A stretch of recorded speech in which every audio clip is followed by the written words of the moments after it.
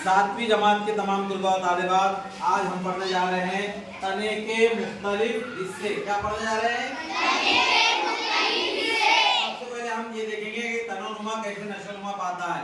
तो तना, जब हम बीज जमीन में डालते हैं उसमें से अफवाह निकलता है, तो बीज में से निकलने वाला अफवाह जब जमीन के ऊपर आता है तो उसकी नशोनुमा शुरू होती है, उसकी वो बढ़ना शुरू होता है। जैसे जैसे वो रफ्तार से अफवाह बढ़ता है तो तना भी उसी रफ्तार से ऊपर जमीन के ऊपर बढ़ने लगता है, उसकी नशोनुमा होने लगती है।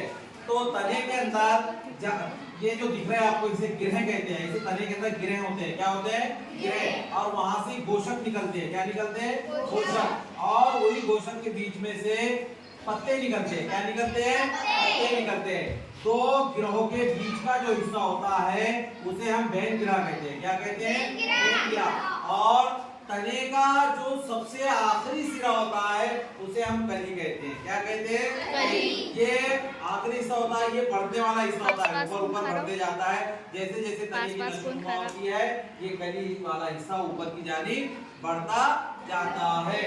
और गिरहे की ये हमेशा याद रखेंगे, जहाँ पे गिरा होता है तने का वहां से पत्ते निकलना शुरू होते हैं, वहां से पत्ते बनना शुरू होते हैं। तो ये आज हमने देखा है तने के मुख्तलिफ हिस्से। आप तमाम की समझ में आ गया? Very good.